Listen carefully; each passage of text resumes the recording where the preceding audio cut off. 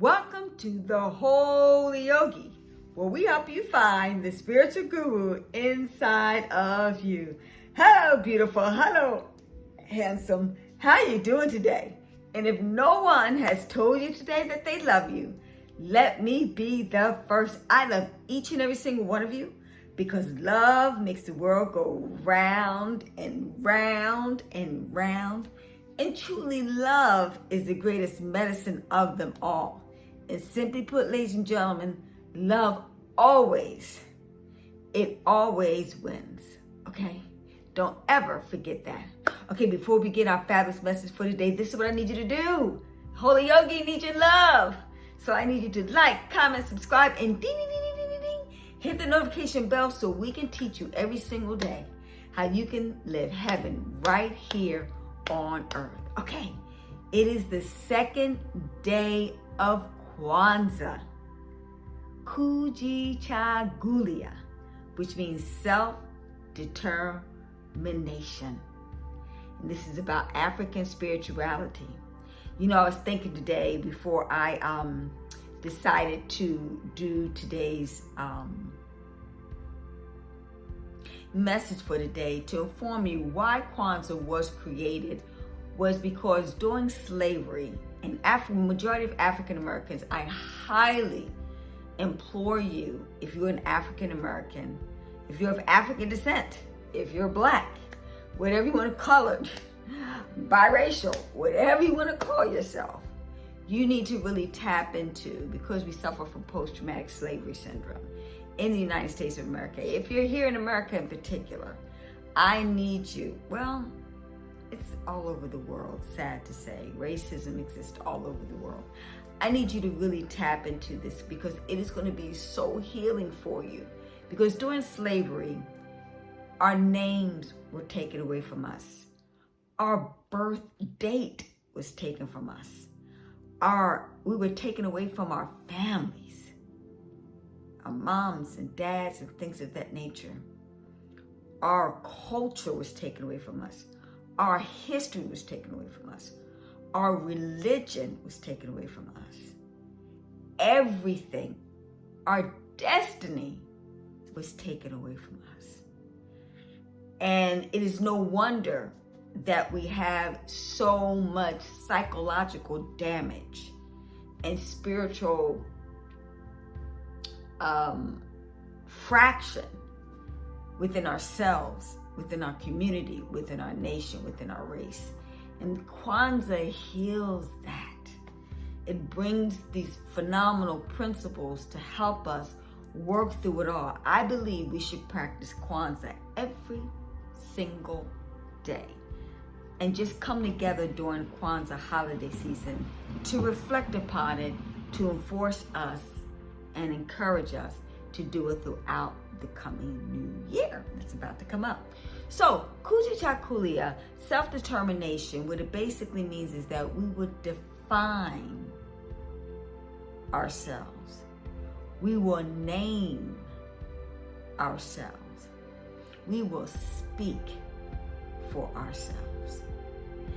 And I would give you a prime example. Like I said, you know, trying to reverse all of the brutality and the injustices that happen to my people, my African people, my African American people, my black people here in America. One of the things that I did, I named myself. My birth name was Leslie Marie Farabee. And I came to think from Creole, because it's Farabee is the accent aigu and accent aigu on the end of the name of Creole culture in Louisiana. My grandfather, not my great-grandfather, my grandfather was from Louisiana. And so my father on my mother's side was from Florida. And I'll tell you this funny story. Somewhat embarrassed, but I'm going to keep it real with you. I was looking through a photo album, you know, of my grandmother and reminiscing about, you know, so many great pictures, etc. And then all of a sudden, I saw this white man in our photo album. I'm like, grandmother, who is this? Who is this white man in our photo album? And she said to me, very huffish, she was upset with me, that is your grandfather. I mean, oh my God.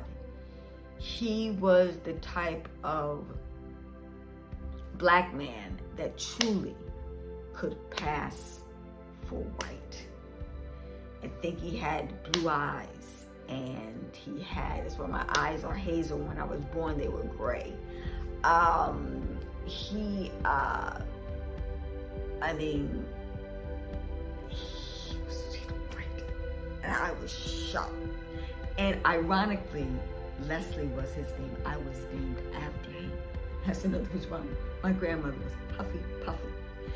And so what I found out from his story, I knew he had done something he wasn't supposed to do in Florida, and he migrated up north to get away from some serious drama. And probably, I would guess, and I'm not right, I'm just guessing, that he probably was passing as white in some respects, and let's say that the white people didn't like that at all, okay? That went on for a lot. A lot of Black people had to pass as white just to make it. Not mad at him for that at all, but that's a little tidbit off on a slight tangent. But the moral of the story is, and my grandmother, when I had changed my name, and I did, because I did not want to hold on to the negative connotation, attachment to the slave name. That's a slave name. Our names were taken away from us, and a slave name was forced upon us. So I wanted to heal from that. So I chose my own name, and I changed my name, I think it was in 1996, to Elan Diallo Bomani, which is a West African name. I chose West Africa because majority of the slaves came through the door of no return in Senegal, Africa. I had the privilege and pleasure of going to Senegal, Africa, and going through the door of no return and seeing that whole type of experience. It was such a spiritual pilgrimage for me. And I was really proud of myself for doing as such. Elan means, I went and got an African book, and I just focused on what resonated with me. And my name is sort of it's a masculine name. But being realistic, living in America, I chose Elan because Elan, number one, meant God loves you. Imagine someone affirming you every single day. Every time they say Elan, they're saying God loves you, God loves you, God loves you. It can't get any better than that when people are speaking God into me every single day. So Elan meant that. So I was like, yes. And then the second name, Diallo, means bold. And honey child, in America, you've got to be bold in order to get to the next level in life. And the third name, Bomani, means warrior. And I just, God loves you as a bold warrior. And ironically, when I finally finished, determining my name, I got kind of scared and frightened because I was like, whoa, that's a name that requires a lot of responsibility. But I also knew God doesn't give us any more than we can handle, that it was my rightful name. And let me tell you the honest truth, ladies and gentlemen, when I changed my name to my African name, the ironic thing, I had moved and relocated to California at the time. So nobody really knew me. So I didn't have to worry about, trying to teach people and train people, like family and friends and loved ones to adopt, my new name. I show up in California, nobody knowing me. I tell them my name's Elan Diallo Bomani, and they're like, cool, with it. So it's really easy for me to make the transition from there.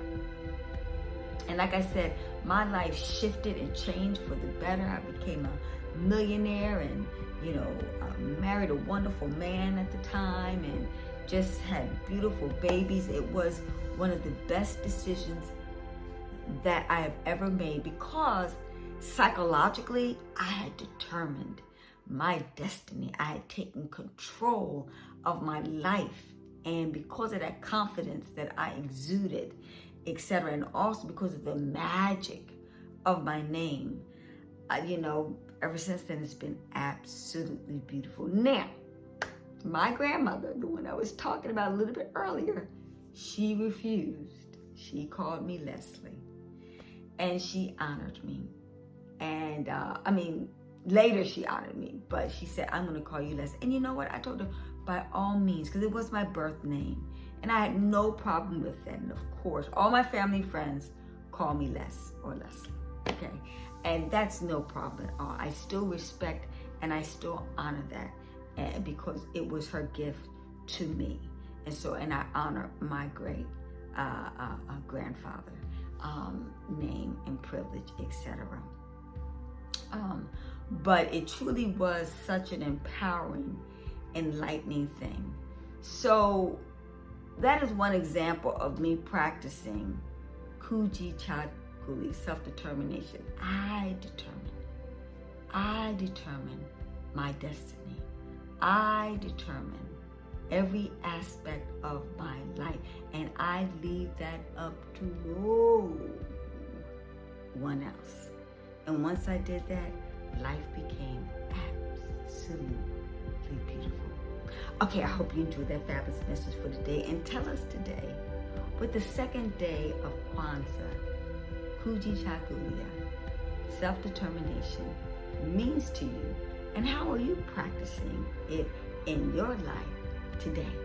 All right, I hope you've enjoyed it. Like, comment, subscribe, and hit that notification bell, and have a peace, hetapu, namaste. Have a fantastic, glorious day. I love you. Bye-bye for now.